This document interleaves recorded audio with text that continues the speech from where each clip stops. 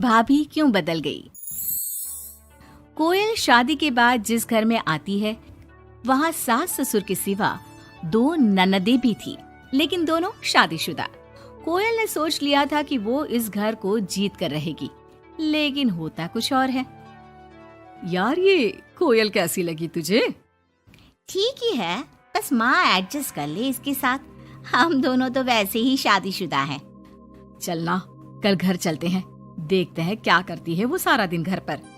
ठीक है दीदी, मैं कल आ जाऊंगी।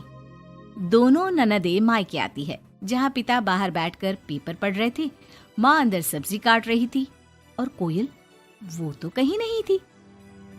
क्या पापा बाहर क्यों बैठे हैं? बहू ने निकाल दिया क्या? चलिए अंदर देखिए, कैसी लू सी चल रही है। चलिए तो। अरे नहीं नहीं, अंदर लाइट नहीं आ रही है, रोशनी भी कम है और हवा भी नहीं है। मैं तो कहता हूँ तुम दोनों भी जाकर चेयर यहीं लगा लो। क्या माँ, तुम क्यों काम कर रही हो? कहाँ है वो राजकुमारी? अरे सुबह से ही कोयल लगी है, मैंने अभी भेजा है जबरदस्ती कि जाओ जाकर लेट लो। पता नहीं क्यों इतना काम करती है। जब से आई है वक्त पर खाना पीना, वक्त पर दवाई, सब की जिम्मेदारी ले ली है उसने। वो तो हम भी कर रहे हैं ना माँ, अपने ससुराल में सभी को तो करना पड़ता है। उसमें वो नया क्या कर रही है?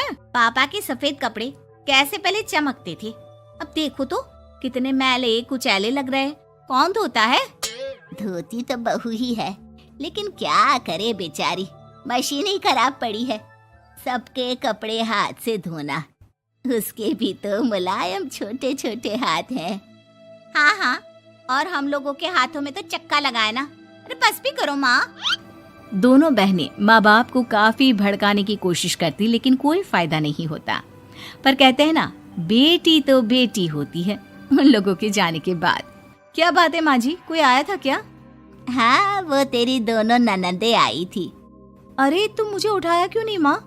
मैं भी मिल लेती ना दोनों दीदियों से। अरे ना बेटा, तभी तो तू सोने गई थी। मैंने उन लोगों को खाना बनाकर खिला दिया, चिंता ना कर। कोयल को सास की बात अच्छी लगती है। वो अंदर जाने लगती है कि सास उसे टोक देती है। बेटा, वो तेरे ससुर जी के कपड़े काफी मैले कुचैले लगते हैं, थोड़ा ठीक से धोया कर। हाँ जी माँ जी। कोयल सास को कुछ नहीं कहती, लेकिन रात में जब पति आता है तो कोयल उससे कहती है, सुनिए, पापा के घर के पहनने वाले कपड़े काफी पुराने हो गए हैं। मैंने कई बार उसे धोया, लेकिन उनमें चमक ही नहीं आती। अगर आप कुछ पैसे देते तो मैं पापा के लिए घर पहनने के लिए नए कपड़े लेकर आऊं। हाँ हाँ कोयल, क्यों नहीं, जरूर। अगले दिन कोयल खाना बनाकर बैठी ही होती है कि छोटी ननद आ जाती है। अरे नमस्ते दीदी, कैसी हैं? आइए बैठिए, मैं आपके लिए नींबू पानी बनाती हूँ। आपको अच्छा लगता है ना? वो माँ कहाँ है? कोयल को अजीब सा लगता है कि ननद ने उसे पूछा तक नहीं, ना ही नमस्ते किया। सामने से माँ आती है। माँ, वो मैं बाजार जा रही थी तो सोचा आपसे मिलती चलूं। अच्छा माँ, जरा नींबू पानी बना देना, बहुत मन कर रहा है। हाँ हाँ, तू बैठ, मैं बना कर लाती हूँ। कोयल को लगता है कि बेटी है, माँ के हाथ का स्वाद मिस करती होगी। इसमें बुरा मानने वाली कोई बात नहीं है। दीदी, मैं भी बाजार जा रही हूँ, आपके साथ ही चलती हूँ। ननद भाभी दोनों मार्केट जाती है, जहाँ कोयल ससुर जी के लिए कपड़े लेती है। क्या जरूरत है भाभी, पापा को उनकी पसंद के कपड़े ले देती ना, उन्हें ही यहाँ पर लाकर। पर दीदी, पापा तो लुंगी ही पहनते हैं और एक ही डिजाइन की, तो इसमें पसंद नापसंद की क्या बात है? आपसे क्या बोलना। मार्केट में कोयल की किसी दुकानदार से बहस हो जाती है, लेकिन वो देखती है कि ननद उसका साथ देने के बजाय भीड़ का हिस्सा बनी खड़ी होती है, जैसे कि वो उसे जानती ही नहीं। कोयल घर आती है। अरे बेटा, क्या जरूरत थी नए कपड़ों की? पापा, मैंने ना आपके कपड़े धोने की काफी कोशिश की, लेकिन वो पुराने हो गए थे ना, इसलिए ऐसे मैले से लग रहे थे। सास भी समझ जाती है कि कोयल ने कपड़े धोने में मेहनत तो की ही होगी। एक रोज फिर दोनों ननदें आती है। कोयल अब दोनों ननदों को मनाने के लिए कोई ना कोई तरकीब निकालती है। ये साड़ी दीदी को दे देती हूँ, मेरी नई साड़ी है, कम से कम साड़ी देखकर खुश हो जाएंगी। दीदी, ये साड़ी आप ले लीजिए। और छोटी दीदी, मैं आपकी पसंद की पालक पनीर बनाती हूँ, आप लोगों के आने से घर में कितना अच्छा लगता है ना। दोनों कुछ नहीं बोलती। अब तो जब भी दोनों ननदें घर आती, कोयल के सास ससुर को भी भड़काकर चली जाती, जिसके बाद से ही दोनों का रवैया कोयल के लिए कुछ दिनों के लिए बदल जाता। पता है कोयल, मेरी छोटी बेटी सास को घर में एक काम करने नहीं देती, सारा दिन बिठा के खिलाती है। कम से कम तुझे मेरा साथ तो मिला है, क्यों? कोयल कुछ नहीं कहती, लेकिन अब वो थक चुकी थी। ससुराल के लोगों को प्यार से, सम्मान से साथ बांधने की कोशिश कर करके, लेकिन ननदें वैसी की वैसी ही रही। अब कोयल ने सोच लिया कि वो ननदों से बात करेगी। जब बड़ी ननद घर पर फोन करती है, हेलो हेलो कोयल, माँ को फोन देना। सभी को फोन लगा लिया लेकिन कोई उठा ही नहीं रहा। ओह, तभी आपने मेरे फोन पर फोन किया दीदी, और वो भी सीधे माँ से बात करने के लिए। क्यों, मैं नहीं हूँ क्या? या मेरा हालचाल पूछने की आप लोगों को जरूरत ही नहीं है, या मुझसे मतलब ही नहीं है? क्यों? अरे नहीं नहीं, ऐसा नहीं है, वो वक्त ही नहीं मिलता ना घर के कामों को लेकर।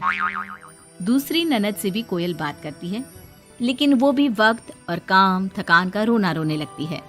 कोयल को लगता है कि शायद उसकी ननदों से बात करके उसे सब सॉल्व कर लिया, लेकिन ऐसा होता नहीं है। ननदों का व्यवहार वैसा का वैसा ही रहता है। जिसके बाद कोयल भी कुछ ठान लेती है। एक रोज छोटी ननद घर आती है। कोयल भी उसे नमस्ते करके कमरे में चली जाती है। ना ही उसकी पसंद का खाना पूछती है और ना ही चाय। बड़ी ननद को भी कोयल फोन करना छोड़ देती है, और ना ही उन लोगों के स्टेटस चेक करती है, ना ही उन लोगों के आने पर हालचाल पूछती है। दोनों ननदों को कोयल का बदला रूप अच्छा तो नहीं लगता। क्या बात है कोयल भाभी, आपको हमारा यहाँ घर आना अच्छा नहीं लगता क्या? लेकिन हम भी क्या करें, मायका है, माँ बाप है, तो आएंगे तो सही ना। वो काम है थोड़ा, मैं अपने कमरे में जा रही हूँ। जो भाभी ननदों के आगे पीछे लगी रहती थी, उन लोगों के खाने पीने से लेकर हर बात का ख्याल रखती थी, उसका बदला रूप दोनों ननदों को अखरने लगता है। क्या बात है कोयल, अब हम लोगों से बात भी ज्यादा नहीं करती, ना ही फोन करती है। वैसे तो आप लोग भी मुझे कभी नहीं पूछती थी ना, आती तो सीधा माँ के कमरे में। फोन में मुझे तब करती जब घर में किसी का फोन ना लगता हो, और करती भी तो सीधे माँ से बात करा दो।